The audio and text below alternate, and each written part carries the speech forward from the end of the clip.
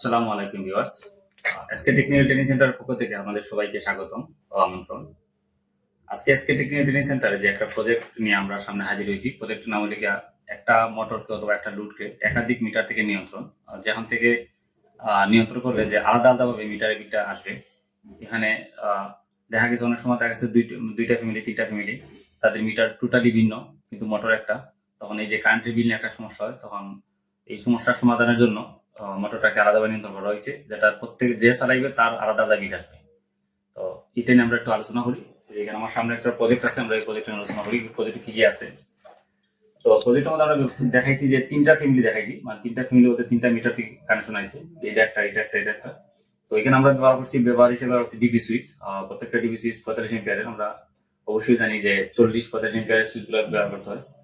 তারপরে এখানের মধ্যে ইন্ডিকেটর আছে, এখানে ইন্ডিকেটর আছে, এখানে ইন্ডিকেটর আছে। অনেক সময় দেখা যায় যে এই ইন্ডিকেটর গুলা মানে এতটাই ছোট যে অনেকের চোখে পড়ে না, বিধায় দেখা গেছে যে একসাথে দুইটা তিনটা সুইচ দেওয়া হয়। এটা থেকে বাঁচতে লেগে আমরা আলাদাভাবে তিনটা ইন্ডিকেটর ব্যবহার করছি, যাতে দূর থেকে দেখতে পারে যে মোটরটা চালু আছে। আর আমরা মোটরের পরিবর্তে ব্যবহার করছি একটা লাইট। এই লাইটটা ব্যবহার করছি এই কারণে, যেখানে মোটরটা দেখানো সম্ভব হইতেছে না, আমরা লাইট দিয়ে দেখাইতেছি। তো এটার বিষয়ত্ব লেগে এটা যে আমরা দেখবো যে যদি আমরা আলাদা আলাদা নিয়ন্ত্রণ হইতে কারেন্ট বিলটা কিভাবে আলাদা আসে কিনা, আমরা এগুলো চেক করবো। আমরা প্রথমে একটা সুইচ দিলাম, ধরলাম আমি এটা একটা ফ্যামিলি, এটা একটা ফ্যামিলি, এটা একটা ফ্যামিলি। আমি এই ফ্যামিলি থেকে সুইচটা দিলাম, দেওয়ার পরে আমার এই মোটরটা চালু হয়েছে। চালু হওয়ার সাথে সাথে এই যে এখানে তিনটা ইন্ডিকেটর চলছে, এগুলো আসলে ইউজ না করলেও চলে, কিন্তু অনেক সময় দেখা যায় যে এগুলো নষ্ট হয়ে যায়। তো মানুষের অনেকে চেঞ্জ করে না, এই যে এখন আমরা দূর থেকে ইন্ডিকেটর ব্যবহার করছি। তো এই এই সুইচটা দেওয়ার সাথে সাথে তিনোটা বাসার থেকে সিগন্যাল দিতে আছে যে আলাদা আলাদাভাবে মোটরটা কোন না কোন জায়গায় চালু আছে, তখন তারা এটা ইউজ করে না।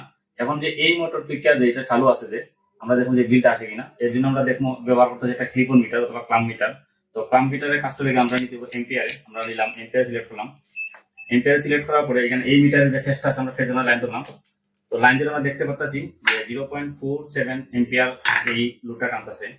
তো যদি আমরা এই মিটারটা যেহেতু অফ আছে, তখন আমরা এখানে দেখি কোনো কারেন্ট টানতেছি কিনা। এখানে ইতিমধ্যে জিরো কারেন্ট টানতেছে, এখানে কোনো ধরনের কারেন্ট নাই।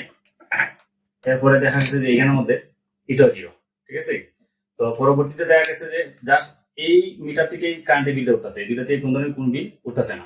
এখন যখন আমি এটা বন্ধ করে দিব, তখন পরবর্তীতে আমরা আরেকটা মিটারে যাই।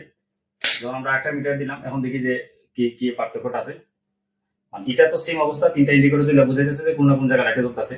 আমরা যখন এটার মধ্যে কানেকশন দেখলাম যে এম্পিয়ার মাপটা যে জিরো, মানে এই মিটারতে কোন ধরনের বিল আইতেছে না। যখন আমরা এটার মধ্যে মাপবো, তখন দেখা যাচ্ছে যে এটার মধ্যে বিল আইতেছে 0.46। যদি এটার মধ্যে দেখি যে এটার মধ্যে কোন ধরনের বিল নেই, মানে জিরো। তার মানে কি, এখন যেহেতু আমরা এটা সুইচ অন করছি, তার মানে এই মিটার থেকে শুধুমাত্র বিলটা উঠতেছে। আমরা এটা অফ করলাম, অফ করার পরে যদি আমরা এই মিটারটা দিই, আমরা দেখলাম সেম একই অবস্থায় চলতেছে। এখন যদি দেখি আমরা যে এই মিটার যেহেতু ইউজ করছি, তাহলে কারেন্ট বিলটা কি অবস্থা, সেম 0.45। এটার ক্ষেত্রেও মানে 0 এটার ক্ষেত্রেও 0। তো আমরা বুঝতে পারলাম যে আমরা যে মিটারটাই চালাই না লাগে, মানে শুধুমাত্র ওই মিটার থেকে আমাদের কারেন্ট বিলটা আসবে, এক্সট্রা কোনো মিটার থেকে কারেন্ট বিল আসবে না। এটা ব্যবহার করলে আমাদের বিশেষ বিষয় তো যে দেখা গেছে ফ্যামিলি যে ঝামেলাগুলো হয়, ঝামেলাগুলো আলার মতো আর হবে না। তো যদি কারো বাসায় এই ধরনের কানেকশনের প্রয়োজন হয়, তাহলে অবশ্যই আমাদের স্ক্রিনে দেওয়া নাম্বারে যোগাযোগ করতে পারেন। আর আমাদের প্রতিষ্ঠানে এসে যদি আপনারা শিখার আগ্রহ থাকে, তাহলে স্ক্রিনে দেওয়া নাম্বারে যোগাযোগ করতে পারেন।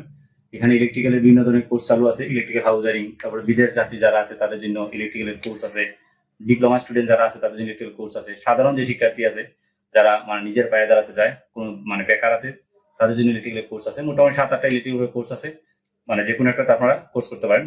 আপনাদেরকে অসংখ্য ধন্যবাদ জানিয়ে শেষ করছি। আমাদের পরবর্তী ভিডিও দেখার জন্য আমন্ত্রণ রইল। আসসালামু আলাইকুম।